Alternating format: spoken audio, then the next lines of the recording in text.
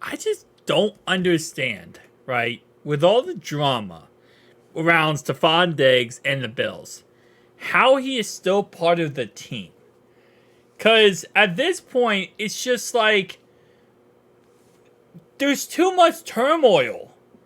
Like, you have a point where, they lost to us in the playoff game.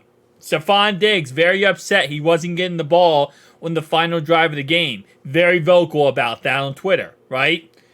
Next season, there was a whole beef. They said, hey, listen, we're going to get you the ball more. Josh Allen promised to get him the ball more. In the end, it wasn't enough because he's still complaining on Twitter, still has been very vocal on Twitter about everything. Then this offseason, he posts on his Twitter, his cover photo is him waving goodbye. And he says ready for whatever in his, he tweeted out the other day on his Twitter. And now this crap. At what point, as a team, do you just say, like, all right, listen, we're done dealing with this? Like, there's one thing, to kind of just, be very vocal or be very outlandish. You have players out there who just kind of cause a ruckus when it comes off the field. But at some point, when you're disrespecting your team and your quarterback, I figure at some point you got to set a principle for the rest of the team to follow. So what I'm talking about here today is RG3 posted a video. Is Stefon Diggs essential to Josh Allen's success? He has been since he got to Buffalo in 2020. They're better together if Stefon Diggs and Josh Allen stay together with Buffalo Bills this year. Their championship window is wide open. Somebody responded, does Josh Allen benefit from having a top-tier wide receiver? Yes. Is he essential to his success? Is Stefon Diggs essential to the success of Josh Allen? Meaning, if Josh Allen didn't have Stefon Diggs, could Josh Allen still be successful? And that's what he's saying right here is, no, he does not need Stefon Diggs to be successful. He's still a great quarterback by himself, but yes, it does help him to have a great, quarterback. I'm sorry, a great wide receiver, which is pretty much common sense, right? Well, Stefon Diggs, that's right, Stefon Diggs responded. He said, you sure? Meaning, you sure that Josh Allen would still be, a successful quarterback without me? Bro, you're trashing your own quarterback. Like, this is, at some point, I feel like, as a head coach, as a GM, as a team, you just get rid of the guy. Because at some point, like, this is just nonsense. Josh Allen would still be a great quarterback without Stefon Diggs. He would be. 100%. With Stefon Diggs, yeah, he's better. But how much better is the question? Because at the end of the day, Allen has to force feed Diggs the ball. Because we saw in the playoff game versus the Bengals, when Diggs didn't get the ball enough, he got upset and angry. And you gotta force feed him the ball then. You gotta give him the football.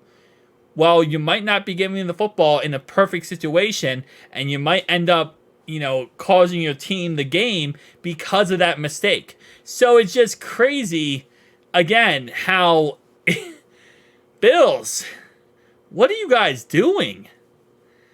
I mean, this is, I'm not going to put him in the levels of Antonio Brown, because Antonio Brown would say some outlandish crap way worse than this. But still, like, if you're Josh Allen, man, your number one wide receiver is just saying to you right now, listen, without me, you're not going to be successful. You're meaning that he makes Josh Allen. Not Josh Allen just a great player and he's a great player, and they're both great players. You're now talking down to your teammate. And your teammate's your quarterback. I don't know how this is going to end. Because last offseason, it was a whole entire mess. And this offseason now, it's seeming to be the exact same problem. Stefon Diggs, man, you just gotta... I don't even know what to say anymore. You just gotta do something, man. Like, if you don't want to be in Buffalo because of the whole situation, then just leave Buffalo. right? There's no point to stay there if you're going to have this whole beef and problems. And by the way, this is what he just changed it this offseason. Waving goodbye. And then said he's ready for whatever. All that hating don't make you extra money. Win the day. Keep the main thing. The main thing.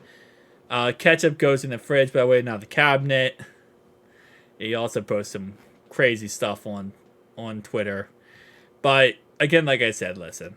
At the end of the day, if you're going to sit here and trash your quarterback, just leave. Just leave and go somewhere else where you feel like... By the way, in case you're wondering, Stefon Diggs, right? RG3 video right here.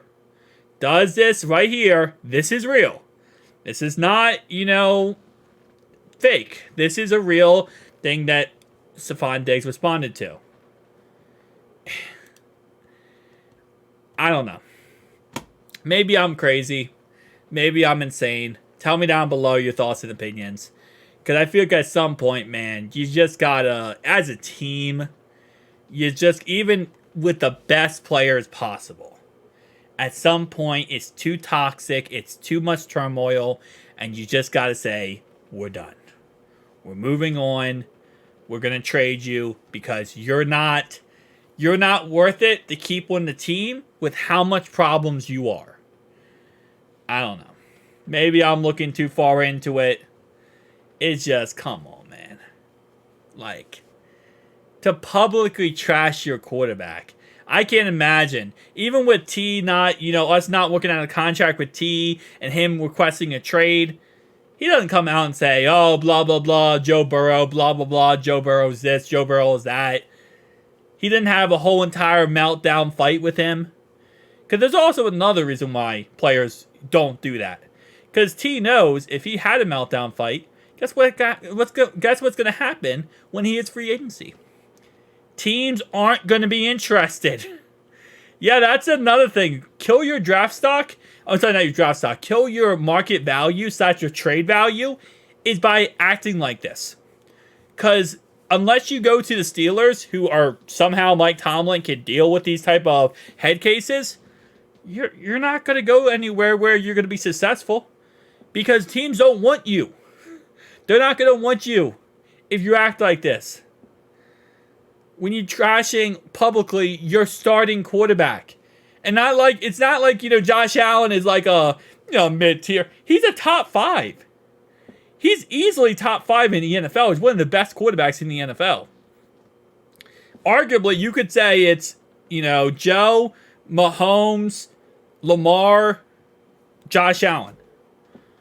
Easily. Maybe Dak after that. Like I said, you could, whoever you want to say number 5. Whoever you want to say is number 5. Dak, Tua, I don't really care. Brock Purdy, it's probably. Anyway, though, with all those things, you can say anyone. But at the end of the day, Josh Allen's top 5 quarterback. And yes, Stefon Diggs is a top 5 receiver. That is 100% true. Jamar Chase is a top 5 receiver. And even with all the turmoil of him not getting the football last year and, all that stuff, you don't hear him coming out and trashing Joe Burrow. Because guess what? It's called being professional. It's called being a professionalism in the workplace, in the NFL. You carry yourself a certain way. Man, Buffalo. See, I would never say to get rid of a star receiver. You might wanna. And it's ironic too. I wouldn't want him here in Cincinnati, no matter what the price was. We're good. See you guys in the next one. Peace.